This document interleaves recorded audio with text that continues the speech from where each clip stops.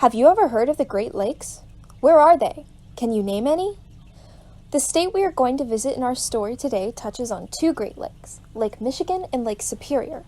Lake Superior is one of the biggest lakes in the world, but being surrounded by water doesn't always mean that people have enough safe water to drink. In the United States, making sure that everyone has safe water is still a lot of work, even if there are big lakes or rivers nearby. Milwaukee, a city in Wisconsin, is on the coast of Lake Michigan, but the water that many children in Milwaukee can drink isn't safe. This isn't because of the lake, but because of something in the pipes that brings the water to their homes and schools. This something is called lead. Lead is a metal, but it's a pretty soft metal.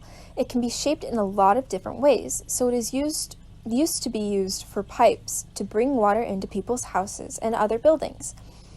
Lead also used to be put into paint to give paint different colors and to try to help it dry faster. In the United States, we haven't used lead in pipes or paint for many years, but it's still in homes and other buildings with older pipes and paint. This is a big problem because lead is really dangerous. If it gets into our body, lead can slow down the growth of our brains and it can hurt other organs like our hearts or kidneys. Children who have lead poisoning can get sick and have health problems their whole lives. One of the ways that some people get lead poisoning is through their water. If the water from lead pipes isn't filtered, or if the lead pipes aren't sealed, lead can travel in the water, and when people drink it, the lead can get into their bodies. For young children, chips or dust from lead paint can also be dangerous. This is why we have to be very careful about getting rid of lead paint when we can, and why we should avoid putting things like toys in our mouths.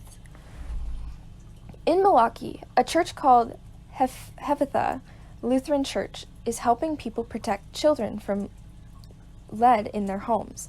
The people who live near Hephatha are hardworking and they care a lot about keeping their children safe. So the church gives out lead-free kits that include tape, mops, and water filters. The filters help stop lead from getting into the water when they will drink. The tape can be put on lead pipes that are chipping, and the mops help make sure that dust from lead paint doesn't get into the air where children might breathe it in. The church also helps adults learn about the dangers of lead so they can protect their children. But the church doesn't stop there. It needs governments and leaders to help.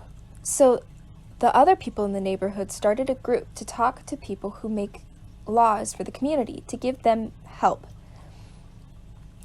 They hope that the leaders in government will do what they can to make sure that no one in Milwaukee has to worry about lead poisoning.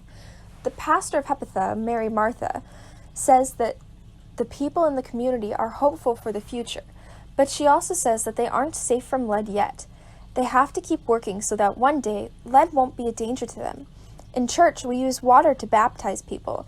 It's a sign that God loves us and that we are God's children. It's also a sign of God's promise of life.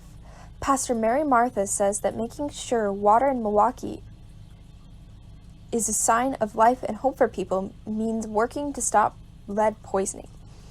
She says that the work they do, giving people water filters, helping them learn about lead, and help work for laws to protect them are really important for the church.